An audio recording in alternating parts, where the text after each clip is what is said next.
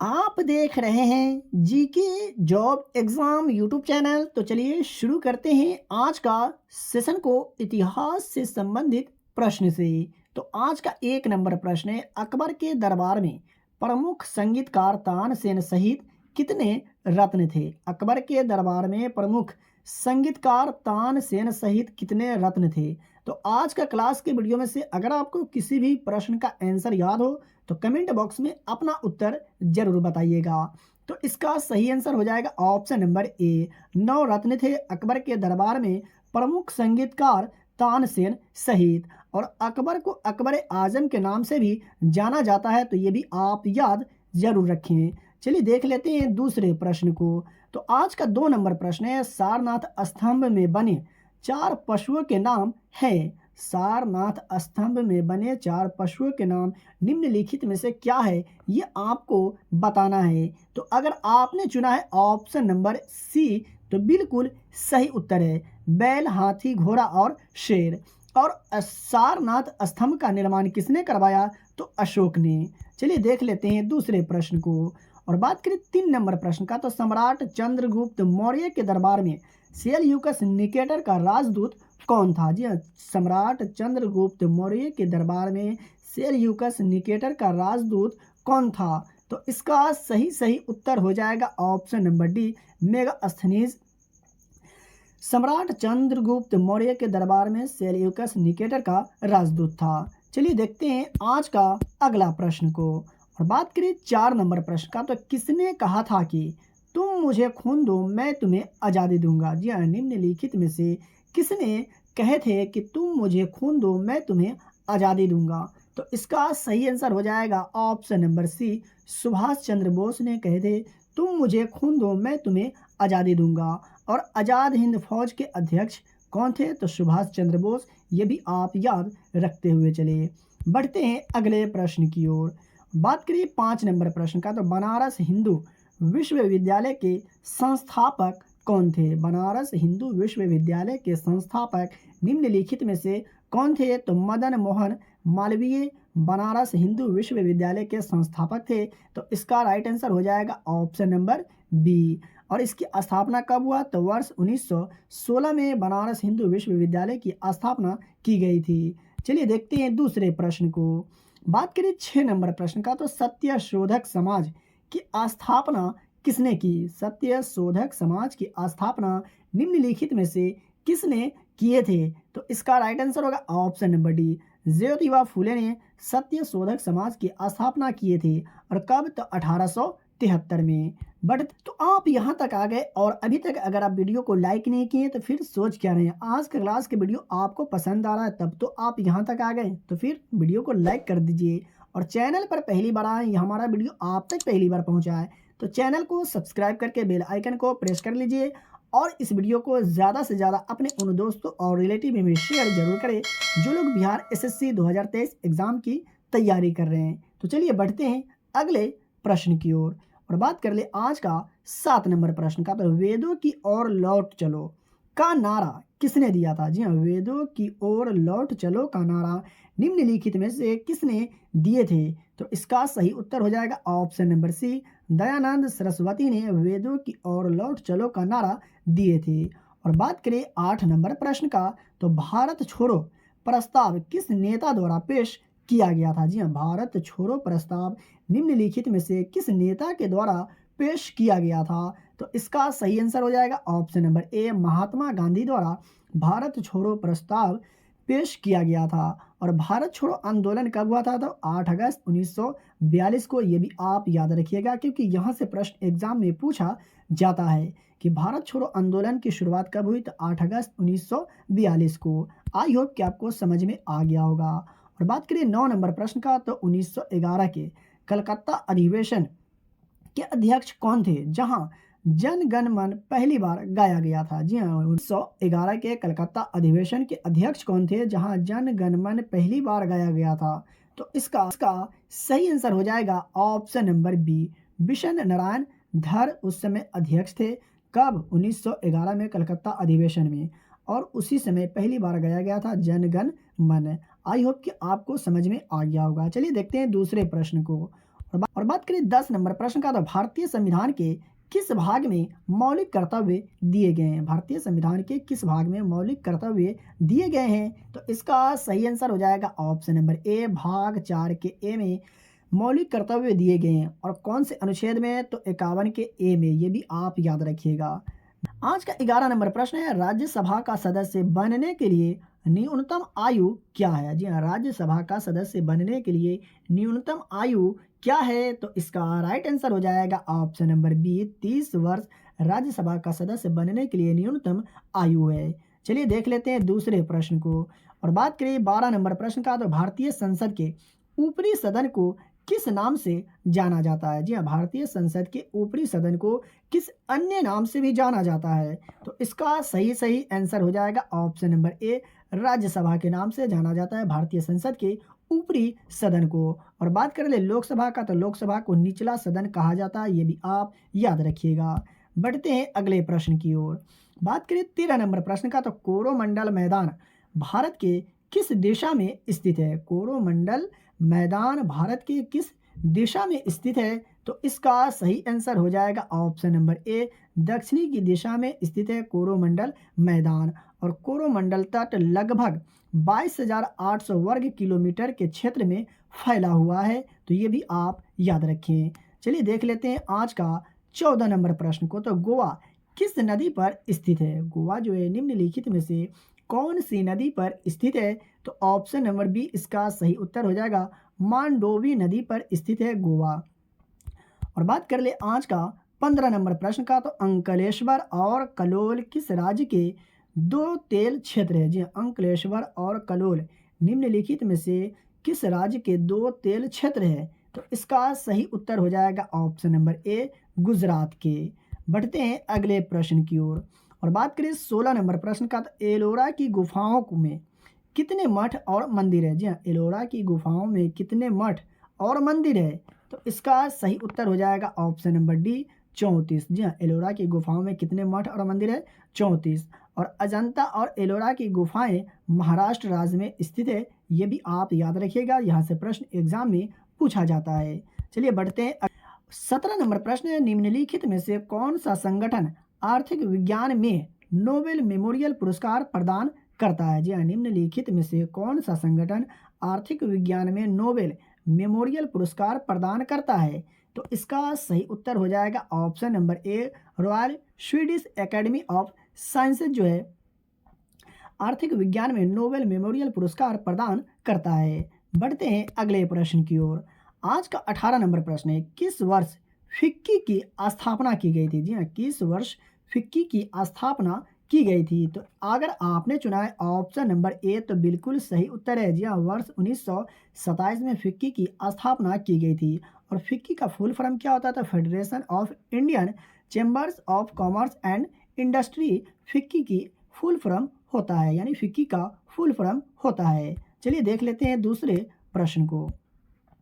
आज का 19 नंबर प्रश्न है, सरदार सरोवर बांध किस नदी पर बनाया गया है? जी हाँ, सरदार सरोवर बांध निम्नलिखित में से कौन सी नदी पर बनाया गया है? तो इसका सही उत्तर हो जाएगा ऑप्शन नंबर सी, नर्मदा नदी पर बनाया गया सरदार सरोवर बांध। और ये कौन से राज्य में स्थित है? तो गुजरात राज्य में स्थित है। बढ़ते हैं अगले प्रश्न की ओर। बात करें 20 नंबर प्रश्न का, तो भारत का पहला फायर पार्क कहाँ स्थित है? जी हाँ, भारत का पहला फायर पार्क जो है कहाँ स्थित है? सही आंसर हो जाएगा ऑप्शन नंबर डी, भुवनेश्वर में भारत का पहला फायर पार्क स्थित है। तो आपसे प्रश्न ऐसे भी पूछा जा सकता है कि भारत का पहला फायर पार्क भारत के कौन से राज्य में स्थित है? तो उड़ीसा राज्य में स्थित है। चलिए देख लेते हैं दूसरे प्रश्न को। और बात करें 21 नंबर प्रश्न का, तो कुष्ठ रोग किस जीवाणु के कारण होता है? जी हाँ, कुष्ठ रोग जो होता है निम्न में से किस जीवाणु के कारण होता है? तो इसका सही आंसर की अगर बात किया जाए, तो ऑप्शन नंबर बी इसका सही उत्तर हो जाएगा, माइकोबैक्टीरियम लेप्राई के कारण होता है कुष्ठ रोग। चलिए देख लेते हैं दूसरे प्रश्न को। और बात करें 22 नंबर प्रश्न का, तो विषाणु के कारण निम्नलिखित में से कौन सी बीमारी होती है? जी हाँ, विषाणु के कारण निम्नलिखित में से कौन सी बीमारी होती है? तो इसका सही उत्तर हो जाएगा ऑप्शन नंबर ए, पोलियो जो है विषाणु के कारण होने वाली बीमारी है। बात कर ले आज का 23 नंबर प्रश्न का, तो अग्नाशय से क्या उत्पन्न होता है? अग्नाशय से निम्नलिखित में से क्या उत्पन्न होता है? तो इंसुलिन उत्पन्न होता है अग्नाशय से, तो इसका राइट आंसर हो जाएगा ऑप्शन नंबर ए। और डैश यानी इंसुलिन अग्नाशय द्वारा बनाया गया एक हार्मोन है जो शरीर को ग्लूकोज को संग्रहित करने और उपयोग करने में मदद करता है। कौन? इंसुलिन अग्नाशय द्वारा बनाया गया एक हार्मोन है जो शरीर को ग्लूकोज और संग्रहित करने और उपयोग करने में मदद करता है। बढ़ते हैं अगले प्रश्न की ओर और बात कर ले आज का 24 नंबर प्रश्न का। तो बेकिंग सोडा का अन्य नाम क्या है? जी हाँ, बेकिंग सोडा का अन्य नाम क्या है? तो इसका राइट आंसर हो जाएगा option number A, sodium bicarbonate baking soda का अन्य नाम है। यानी मतलब ये हुआ कि सोडियम बाइकार्बोनेट को किस अन्य नाम से भी जाना जाता है? तो बेकिंग सोडा के नाम से। और बेकिंग सोडा को किस अन्य नाम से जाना जाता है? तो सोडियम बाइकार्बोनेट के नाम से। ये आप याद रखिएगा।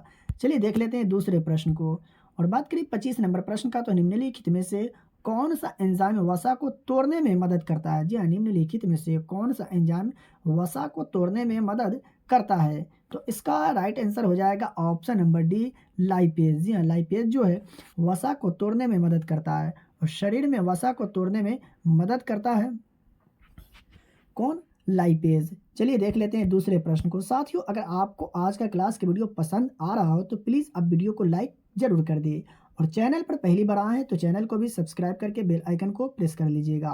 और बात करें 26 नंबर प्रश्न का। तो निम्नलिखित में से किसे भूरा कोयला कहा जाता है? जी हाँ, निम्नलिखित में से किसे भूरा कोयला के नाम से जाना जाता है या भूरा कोयला कहा जाता है? तो अगर आपने चुना है ऑप्शन नंबर डी तो बिल्कुल सही उत्तर है लिग्नाइट को। जी हाँ, लिग्नाइट को भूरा कोयला कहा जाता है। और कोयले कितने प्रकार के होते हैं? 4, एंथ्रासाइट, पीट, बिटुमिन्स और लिग्नाइट।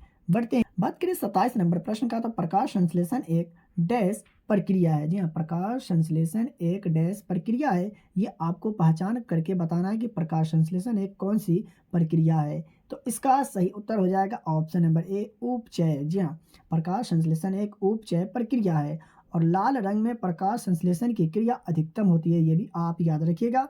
यहाँ से प्रश्न एग्जाम में पूछा जाता है कि प्रकाश संश्लेषण की क्रिया अधिकतम किस में होती है, किस रंग में? तो लाल रंग में। चलिए देख लेते हैं दूसरे प्रश्न को और बात करें 28 नंबर प्रश्न का। तो प्रेसबोपिया यानी जरा दृष्टि दोष को निम्नलिखित में से किस प्रकाशिक लेंस द्वारा ठीक किया जाता है? जी हाँ, प्रेसबोपिया यानी जरा दृष्टि दोष को निम्नलिखित में से किस प्रकाशिक लेंस द्वारा ठीक किया जाता है? तो इसका सही उत्तर हो जाएगा ऑप्शन नंबर सी, द्विफोकसी लेंस के द्वारा ठीक किया जाता है जरा दृष्टि दोष को। बढ़ते हैं अगले प्रश्न की ओर और बात करें 29 नंबर प्रश्न का। तो सोने को कठोर बनाने के लिए किस धातु को इसमें मिलाया जाता है? जी हाँ, सोने को कठोर बनाने के लिए निम्नलिखित में से कौन से धातु को मिलाया जाता है? तो इसका सही उत्तर हो जाएगा ऑप्शन नंबर बी, तांबा को मिलाया जाता है सोने को कठोर बनाने के लिए। देख लेते हैं आज का दूसरा प्रश्न को और बात करें 30 नंबर प्रश्न का। तो कोशिका का रसोई घर किसे कहते हैं? जी हाँ, कोशिका का रसोई घर निम्नलिखित में से किसे कहते हैं? तो हरित लवक को। जी हाँ, हरित लवक को कोशिका का रसोई घर कहा जाता है। तो इसका सही उत्तर क्या होगा? Option number A. बढ़ते हैं अगले प्रश्न की ओर और 32 नंबर प्रश्न का। तो एक सामान्य मानव कान डैश आवृत्ति की ध्वनि सुन सकता है? जी हाँ, एक सामान्य मानव कान निम्नलिखित में से कौन सी आवृत्ति की ध्वनि सुन सकता है? तो इसका सही उत्तर हो जाएगा ऑप्शन नंबर ए, 20 से 20,000 हर्ट्ज की आवृत्ति की ध्वनि सुन सकता है एक सामान्य मानव कान। बढ़ते हैं अगले प्रश्न की ओर। देख प्रश्न है निम्नलिखित में से कौन सा कृत्रिम रेशा है? जी हाँ, निम्नलिखित में से कौन सा कृत्रिम रेशा है? तो अगर आपने चुना है ऑप्शन नंबर सी तो बिल्कुल सही उत्तर है, रेयान जो है कृत्रिम रेशा है और कृत्रिम रेशा मानव निर्मित रेशा है। ये भी आप याद रखिएगा। बात करें 33 नंबर प्रश्न का। तो तीनों गोल में सम्मेलनों में किसने भाग लिया? जी हाँ, तीनों गोल में सम्मेलनों में निम्नलिखित में से किसने भाग लिया था? तो इसका राइट आंसर हो जाएगा option number C, doctor V R. Ambedkar यानी डॉक्टर भीमराव अम्बेडकर तीनों गोल में सम्मेलनों में भाग लिए थे। और भारतीय संविधान का जनक किसे कहा जाता है? तो डॉक्टर भीमराव अम्बेडकर जी को। बढ़ते हैं अगले प्रश्न की ओर। 34 नंबर प्रश्न है, कालाजार रोग किसके कारण होता है? जी हाँ, कालाजार रोग जो होता है निम्नलिखित में से किसके कारण होता है? तो इसका राइट आंसर होगा ऑप्शन नंबर बी। जी हाँ, लीशमैनिया के कारण कालाजार रोग होता है। और बात कर ले आज का 35 नंबर प्रश्न का। तो हवा में ध्वनि का वेग कितना होता है? जी हाँ, हवा में ध्वनि का वेग कितना होता है, ये आपसे पूछा जा रहा है। आई होप कि आपको इस प्रश्न का आंसर पहले से ज़रूर याद होगा। तो इसका सही उत्तर हो जाएगा ऑप्शन नंबर ए, 332 मीटर पर सेकंड हवा में ध्वनि का वेग होता है। देख लेते हैं दूसरे प्रश्न को। 36 नंबर प्रश्न है, रॉकेट में ईंधन के रूप में कौन-सी गैस का उपयोग किया जाता है? जी हाँ, रॉकेट में ईंधन के रूप में निम्नलिखित में से कौन-सी गैस का उपयोग किया जाता है? तो हाइड्रोजन गैस का उपयोग किया जाता है रॉकेट में ईंधन के रूप में। तो इसका राइट आंसर क्या होगा? Option number B. और रॉकेट रैखिक संवेग के संरक्षण के नियम के सिद्धांत पर कार्य करता है, ये भी आप याद रखिएगा क्योंकि यहाँ से प्रश्न एग्जाम में पूछा जाता है।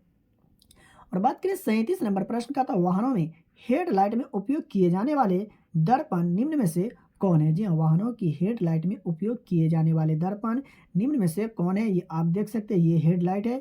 इसमें कौन से दर्पण का उपयोग किया जाता है, ये आपसे पूछा जा रहा है। तो इसका सही आंसर हो जाएगा ऑप्शन नंबर बी, अवतल दर्पण का उपयोग किया जाता है वाहनों की हेडलाइट में। और साइड मिरर के रूप में कौन से दर्पण का उपयोग किया जाता है? तो उत्तल दर्पण का, ये भी आप याद रखिएगा। चलिए देख लेते हैं दूसरे प्रश्न को। बात करें 38 नंबर प्रश्न का, तो कार्नोटाइट निम्न में से किसका अयस्क है? जी हाँ, कार्नोटाइट निम्नलिखित में से किसका अयस्क है?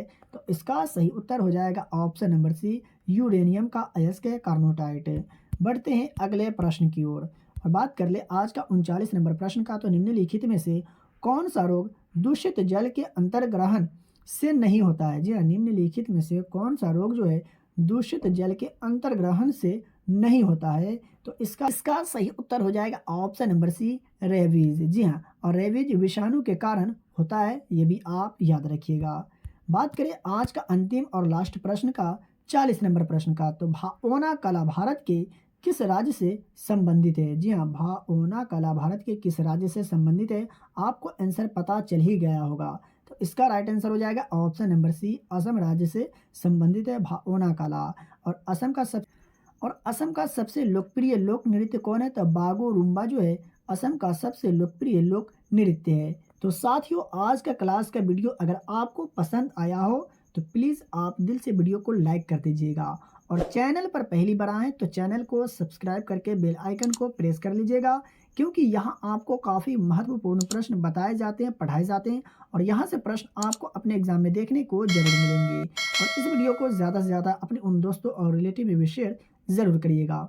इसका पीडीएफ अगर आप प्राप्त करना चाहते हैं तो वीडियो के डिस्क्रिप्शन में दिए गए टेलीग्राम चैनल लिंक को ज्वाइन करें और डेली के वीडियो का फ्री में पीडीएफ प्राप्त करें। तो चलिए मिलते हैं फिर से एक नए वीडियो में।